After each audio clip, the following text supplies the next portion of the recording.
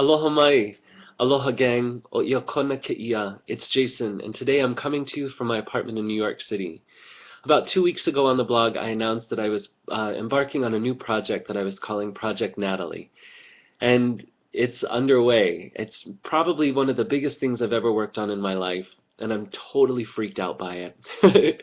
I had said on the blog that I named it Natalie. I'm not allowed to share too much information with you at this point, but I wanted to give you some background information, including the story of why I call it Natalie.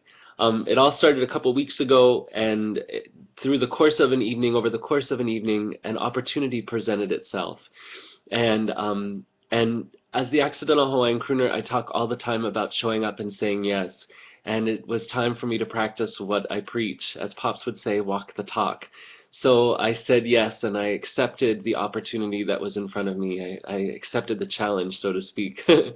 And for a couple of days, it was kind of like a honeymoon. And there was a lot of activity, and there was a flurry of excitement. Even rearranged the apartment so that I have a bigger area for my desk and a bigger creative play slash creative exploration area.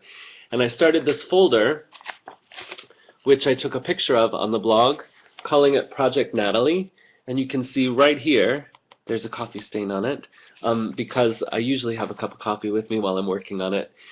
And then the honeymoon was over because it came time for me to sit down at the desk and begin working on it. And I froze and I broke out in hives, and I thought there's no way that I'm going to be able to do this. So what did I do? I reached out to Pops, and I explained to him the nature of the project and what it was that I hoped to do with it. And he was behind it 1,000,000% and just kind of encouraged me. A really cool thing that has been happening during this time is that I continue to work on the project while I go to sleep at night. And that doesn't make for the most restful of nights because I'm working all night long in my dreams. But when I wake up in the morning, I have a kind of an idea of where I want to go that day, and I'm able to sit down and work on it. Now, the reason that I called it Natalie was because it is kind of secret at this point, and I didn't want to just call it the project because that's just so impersonal. And I didn't want to say what it is because if I do that, well, it makes me freeze and I freak out. So I thought, I'm going to name it. We call Operation so-and-so in a spy movie, or we name, military operations like the Manhattan Project. So I decided to call it Project Natalie.